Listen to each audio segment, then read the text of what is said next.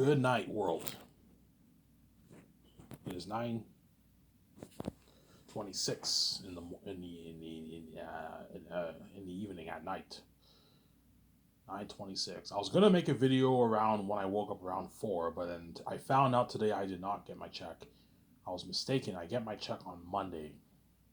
Hence why I did not feel like making a video when I woke up. But I did yard work and I got $25. So I have enough to get a pack of smokes for 2 days, today and tomorrow. So I'm happy. So I'll make a video now. And I'll end this video around 11 o'clock. And then you guys will enjoy the video with me. My step family are watching CFL football, so the game will be done around maybe 11:30, 12. So the video will get uploaded before they take away the internet cord for you guys to watch. The internet cord might be here, who knows, but if it's not, this video should get uploaded for you guys to watch. Then I will enjoy the video with you guys. And if the internet cord gets taken away, I can watch it on my phone, on my TV. My file is saved on my phone, right? So yeah, I only have one episode left of Lord of the Rings: Rings of Power.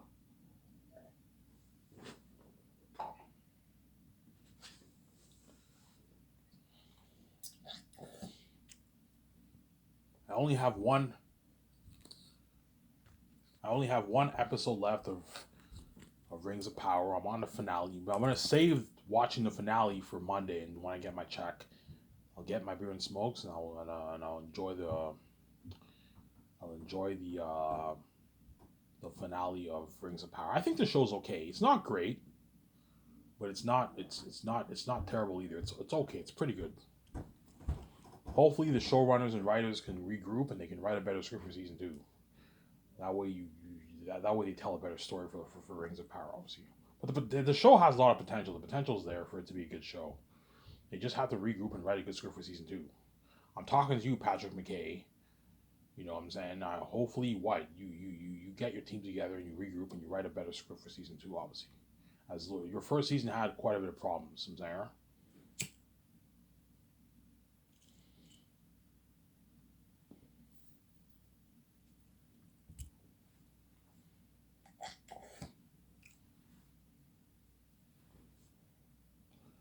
Yeah.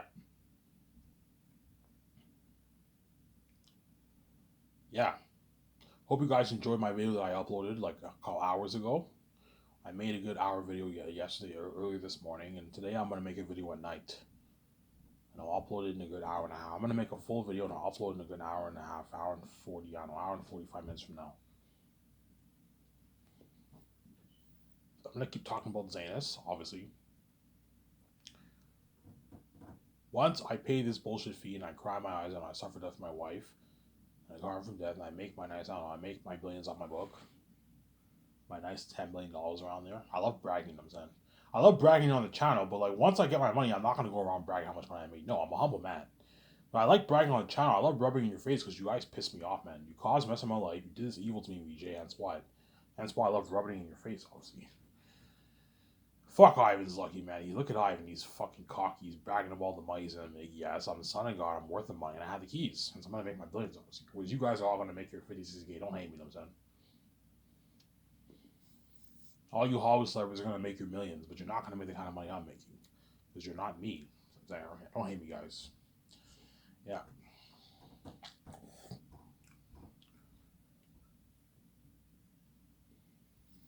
Yeah, man. You guys saw those 2 pictures that I posted on my Twitter, obviously. Yeah, think of some of that from my World of Zanus, guys. Remember how you saw that picture that I posted like a couple days ago? You had the rocks, the trees, and mountains. You had that mist. Yeah, think of something like that for like the north and the south.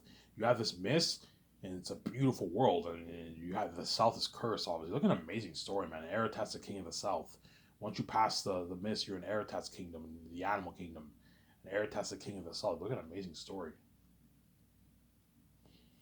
You can get some Lion King symbolism, some Lion King similarities with my story, obviously. Mufasa tells Simba, everything the light touches is my kingdom. Everything past that, anything the light does not touch is not my kingdom. Something like that for Zanus. You have the north and you have the south. So everything from the city's edge all the way to the Blood Valley, to the south is the north. You know what I'm saying? Yeah. You know what I'm saying? Yeah, and once you pass that mist, that misty veil, that picture I posted, you're in a different region. You're in the south, and Eretat's the king of the south, and Ephesus is the king bad of the mountain regions and the city. Look at the maps that I wrote, yeah, man. Remember that world, those pictures I showed? Yeah, think of a world like that. It looks natural, but it looks very amazing. Better than Pandora. A beautiful world. So Ivan, you want the world like that? Yeah, Peter. I want the world. It has that natural feel, but it also looks very amazing. Like that picture I showed you, the world looks very amazing because I applied so much money towards CGI technology. For fantasy, you have to have a lot of CGI. Mix your CGI with your practical effects. That way, your world looks more natural, but looks also very, very amazing. I know what I'm doing. I'm creative. I know what I'm doing. I wrote my story. I know what's best for my story.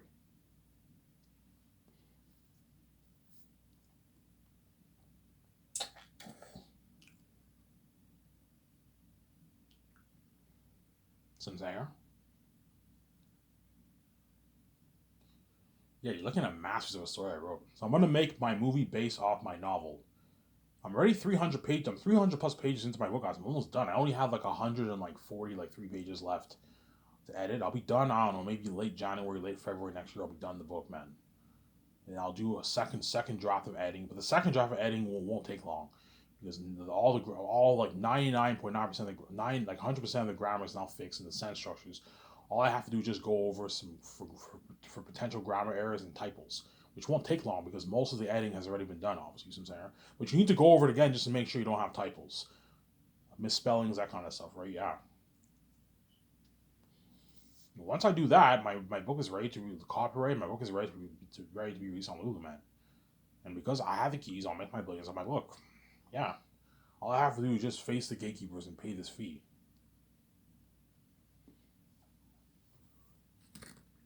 Face the gatekeepers, pay this fee, and I get to be king. And live that amazing life with my wife, obviously. Build a $300 million condo. I'm gonna own a $300 million condo, guys. Ivan, how advanced is that? I think something like Incredibles, something like moving walls, automatic doors. Like, even though these Hollywood celebrities own nice houses, they don't own the kind of houses I own. They don't own $300 million houses. They can't afford that. That's all their money gone. See what I'm saying? They can afford 20, nice 30, nice 50, nice $10 million houses, but they can't afford $300 million condos. No, that's all. That's how much they're worth. See what I'm saying? They're not as rich as me and VJ.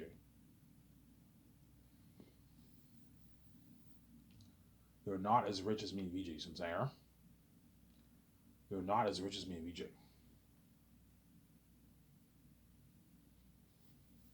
Yeah, I'm gonna buy my $300 million jet.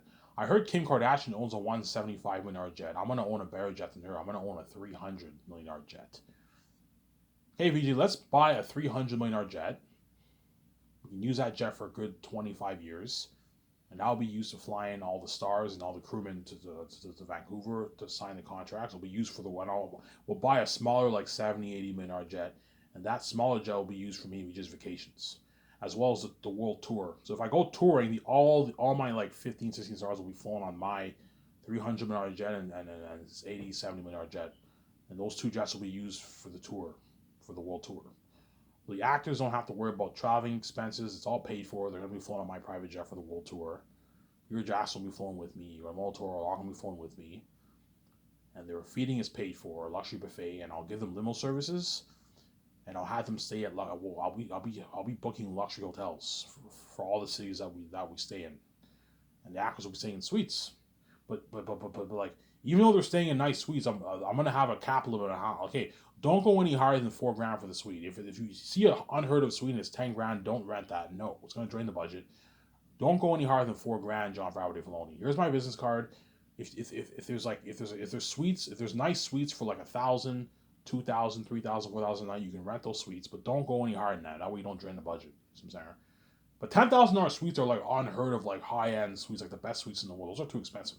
Get the cheaper ones, the ones that are 1,000, 2,000 a night suites with a jacuzzi in there, a nice balcony. Yeah, for the actors to stay in, they're gonna have a blast. Yeah, man.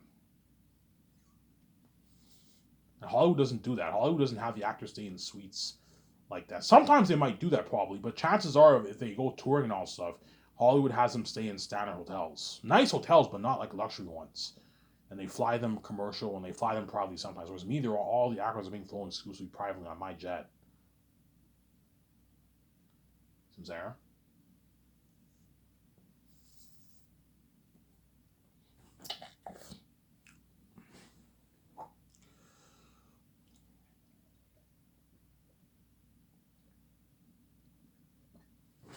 Yeah, man. That's why my company blew out of the water. Yeah, man. Yeah. As Hollywood does not fly the actors privately exclusively, no. They fly them privately sometimes, obviously. I saw pictures in the book, in the Lord of the Rings book. In the Lord of the Rings, anything you can imagine book, it shows the actors getting into a private jet. Yeah, the actors fly privately sometimes in Hollywood, but not like exclusively like my company. My company, everything is exclusively private. Even the crewmen get flown privately. Whenever I do the red carpet and a 2 day party event, all my crewmen get flown privately to Switzerland. I'll easily book 10 planes, 150 planes, and they get VIP private. They get flown privately to Switzerland, and all my actors will be flown privately too. To Switzerland too, yeah, for the party and red carpet. They all get flown exclusively privately, yeah.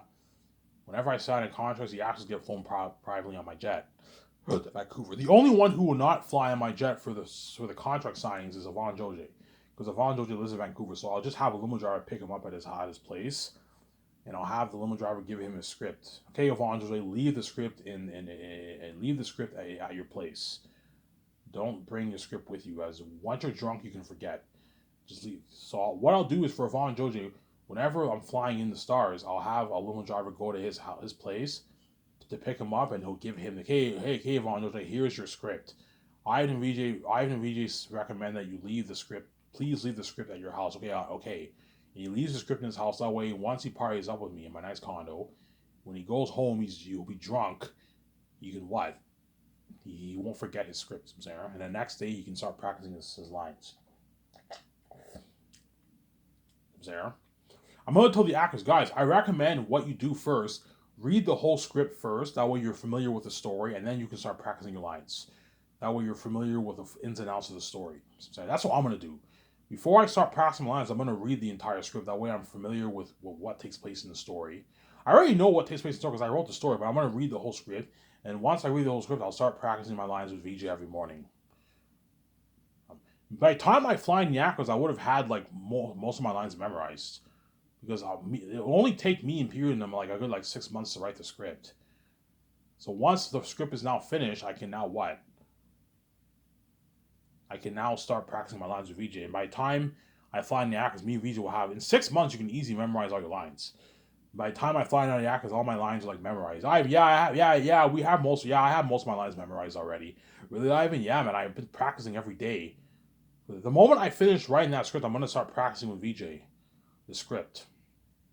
Even the first year, me and VJ will start practicing our lines halfway through the first year. The later half of the first year, we're gonna start practicing our lines for the movie.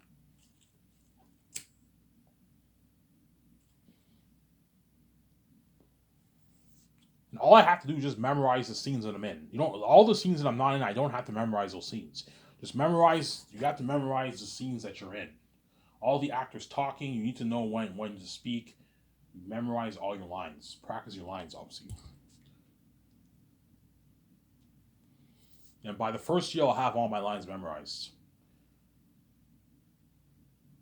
Me and Vich will have most of our lines memorized by the time we fly in the actors the second year for the Zane's movie project, some Zanger. And Peter would have taken his notes, or he'll already be prepped. Yeah, I'm prepped. I took all my notes. You know what I'm saying? Peter's prepped when Moltor's prepped. Hence why we'll get an amazing movie, because Peter's prepped, obviously.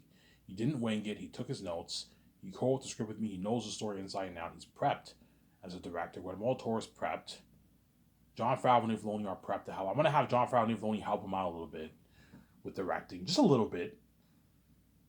You know what I'm saying? You can have Fran help Peter with the notes. Yeah, Peter is prepped for the movie, obviously. Some Sarah. Yeah, and you're looking at crazy worldwide buzz for Zanus. Something like you've never experienced before, guys. Looking at worldwide crazy fame.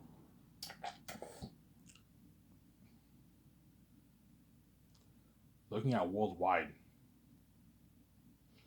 crazy fame, man. Yeah, if you thought the Thanos Infinity War buzz was crazy, nothing.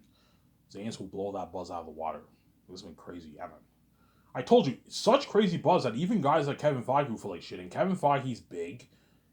You know what I'm saying? I respect the man a lot. The guy is like, he's pretty much what the best executive ever in Hollywood. He's the one who built that Marvel franchise. You know what I'm saying? The guy's powerful. He's big. You know what I'm saying? And what? And even he will feel like shit once what?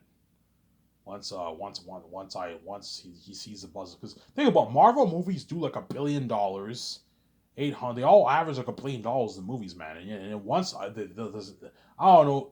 By the time I do Xana's Secret Wars, I don't know. The next Avengers, the Secret Wars movie comes out. The Secret Wars sequel comes out for the Avengers for the new phase, right?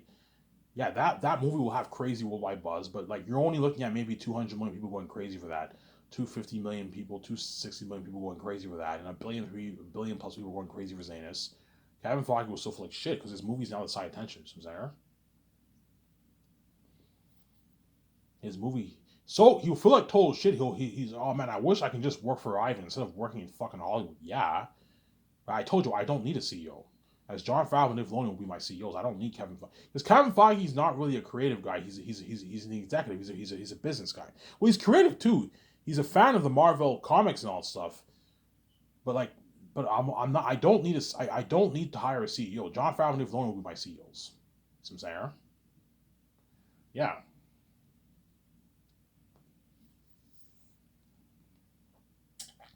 You're looking at crazy worldwide buzz for Zaynus, man. Something crazy. Really, Ivan? Yeah, man. Crazy worldwide buzz, man.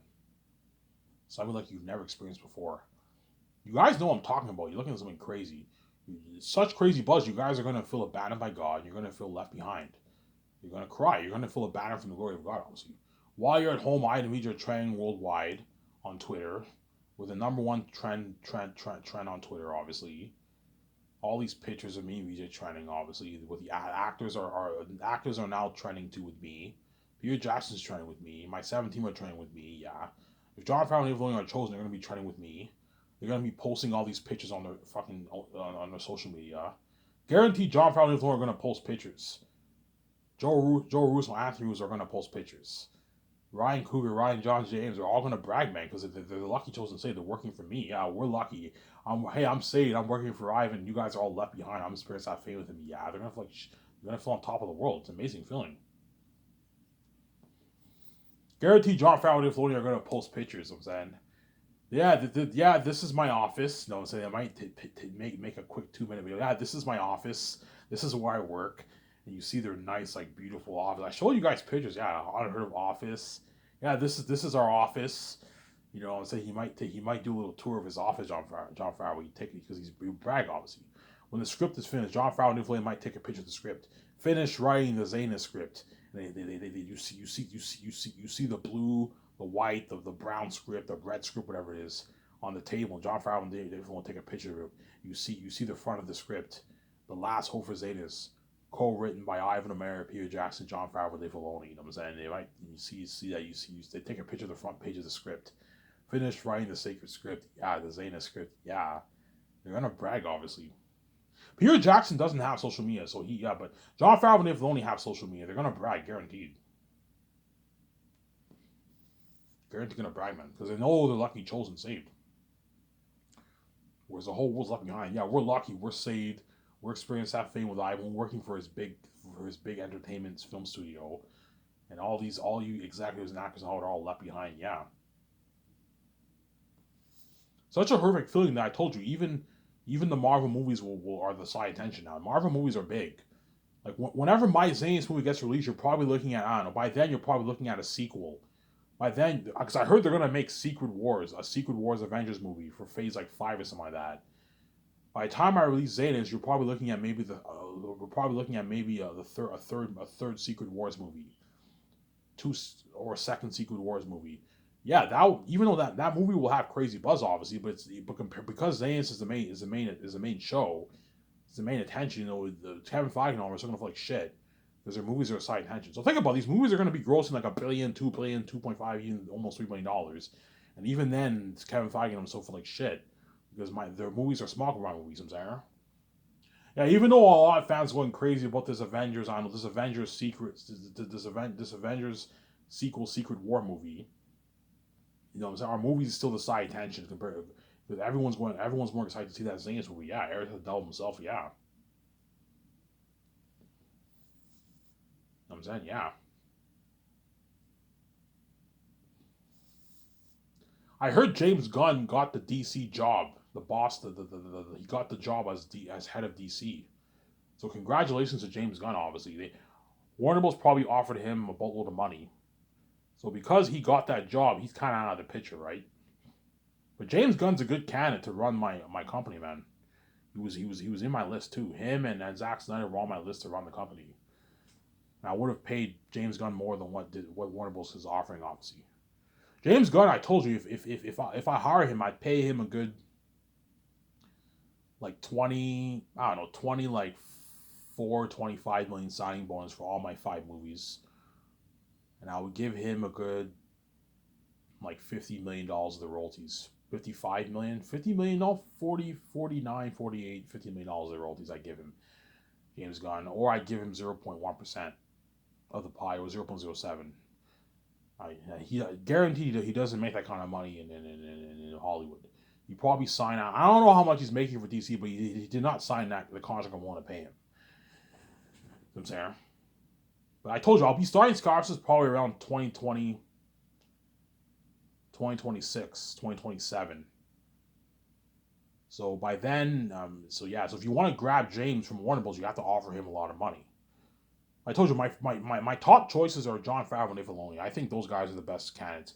But James Gunn's also really good too to be the boss of my company, because he's very creative. He's good for the creative stuff. He's also good for the business side of things. He produced Guardians of the Galaxy and all that stuff. He's good for the what for to be the boss of my company. Obviously, you can have him and Jon Favreau perhaps instead of him and Dave Filoni if you want to run your company. We'll see what happens. Obviously. But something tells me I'm going to end up hiring Jon Favreau and Dave Filoni. Something tells me I'm going to choose those two guys. I think there's something about those two guys. I think I'm going to click better than the other guys. I'm saying, yeah,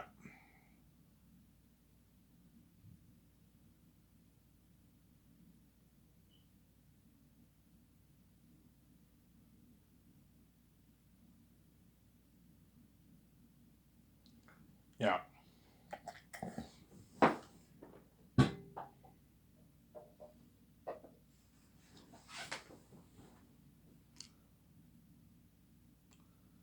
yeah,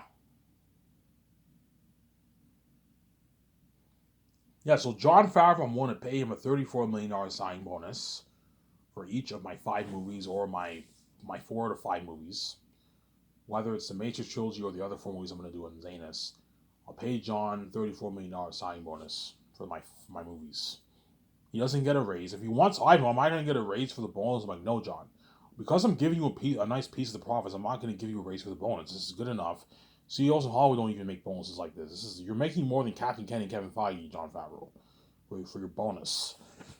They make more than John for the yearly salary, but he's making more. He's making a higher bonus than the other guys in Hollywood. Some say, CEOs in Hollywood don't make $34 million bonuses. No, they make like $20, $15 million, $10 million bonuses in Hollywood. Some say, so $34 million sign for Jon Favreau, and I'll have him be the boss of my company, and I'll give him a 6.8.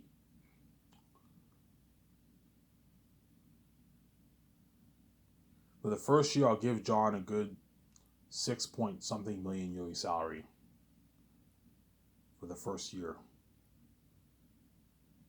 6 million, 6 million is a good deal for Jon Favreau. 6.8 million I can pay him for the first year, 6.5 around there, and I'll give him 3.5 million yearly salary for the other years. So to have balance, pay John a big bonus, but for his yearly salary, pay him way less. That way he doesn't affect your budget. Because I'm paying you a really big bonus, John, I'm gonna lower your salary and pay you a smaller salary. But to keep him happy, give him a nice piece of the profits. That way because he's your CEO, you gotta pay him a lot of money. John needs to get paid too. Give him a fat payday. I'll offer John a flat $100 million deal off the royalties, or 0.2% of the profits, or 0.1% of the profits. The movie does more. Chances are John will tell me, Ivan, just give me the flat $100 million. Yes, because if the movie does more, you'll get 0.1, but you'll still make about the same thing. You might make your 90, 95, 100, 105, 110, 112, just My deal, John, is you get your flat 100 million royalty amount, or I can give you the percentage. You get 0.2. If the movie does this or less, movie does more, you get 0.1. Ivan, just give me 0.2, like a flat 0.2, Ivan. Why are you making a big deal? I'm like, John, I'm not gonna let you walk away with 150, $200 of my money, man.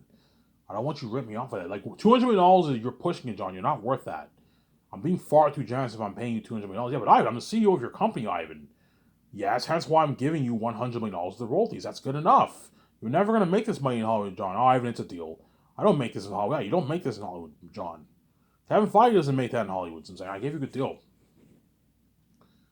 Chances are John will tell me, Ivan, just give me the flat $100 million off the royalties. Just give me your flat $100 million of the royalties. And Dave Filoni, I can give him.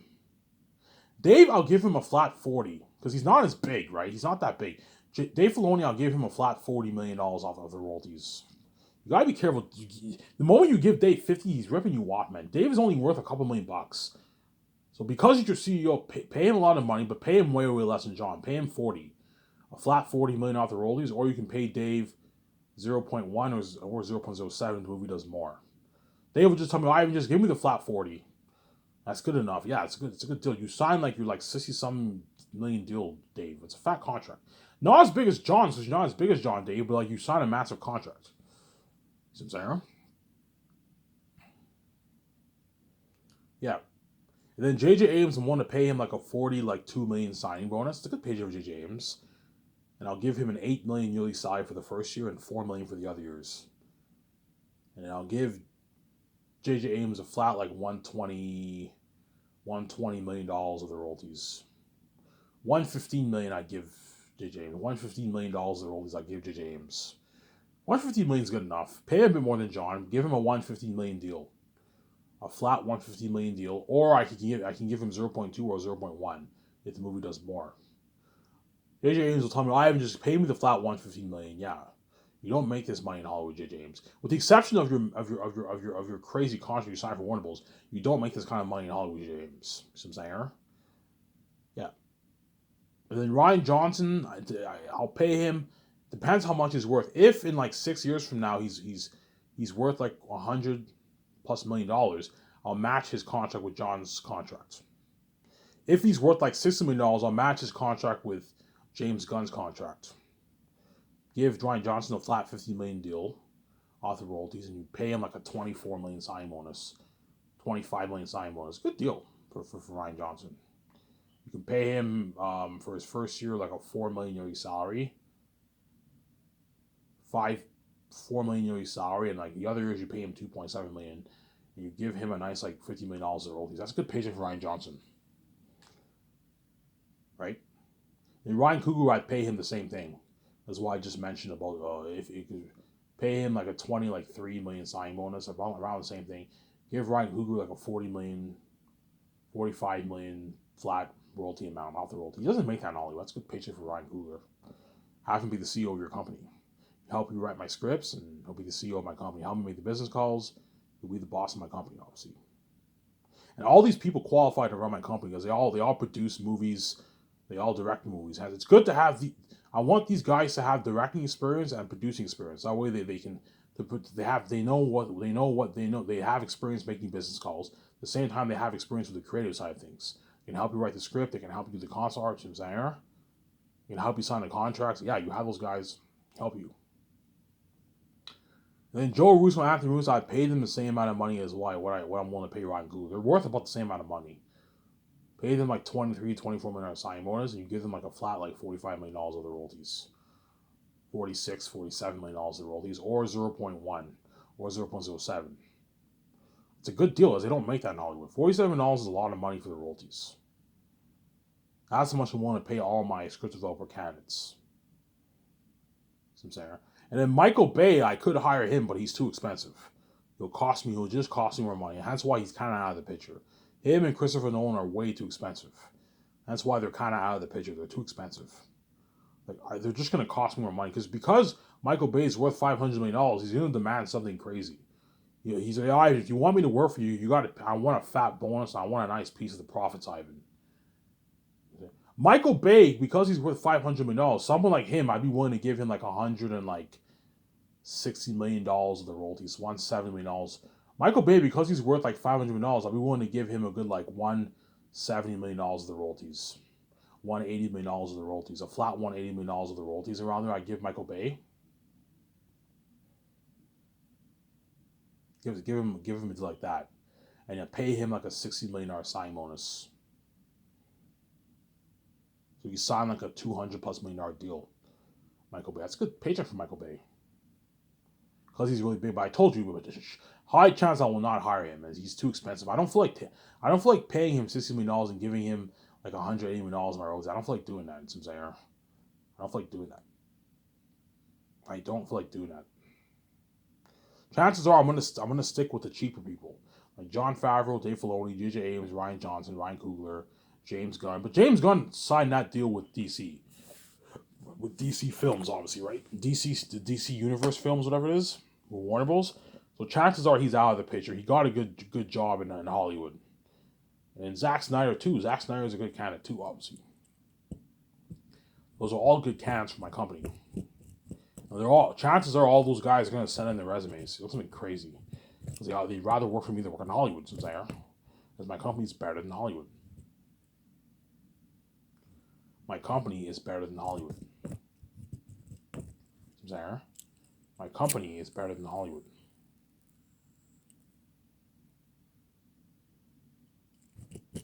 My company is better than Hollywood. And they all want to be a part of that Xena story. Aratat, the devil himself, Ephesus, the king bad of the mountains. They all want to be a part of that story. That's why they're all going to send in their resumes. It was something crazy. Jon Favreau is only going to send their resumes. All those guys are going to send in their resumes. It was something crazy. Yeah, man. But Hollywood would tell those guys, yeah, guys, if Ivan's willing to pay you, where I think he is, we can't compete with his offers. Sorry, guys. You're gonna see. I guarantee you, Warner Bros. Might even contact Jon Favreau. Not just Disney, man. Warner Bros. Might throw John a lot of money too, man. A lot of moolah too, man. Hey, John, we'll pay you $20 million. We'll give you a nice $25 million of royalties, John. And he's like, yeah, John, sorry, we can't compete with Ivan's offer, man. If Ivan's willing to give you like a $34 million signing bonus and give you all those perks, bonuses, and I'm saying, have that nice office, unlimited budget, a luxury buffet, fly on your private jet for the world speaking fee earnings, and give you $100 of royalties, we can't compete with that, John. Hollywood cannot afford to pay John $100 million of royalties. Because their movies are not grossing the kind of moolah that my movies are doing. Because my movies are going to do tens of billions in profit, I can easily afford to pay John $100 million in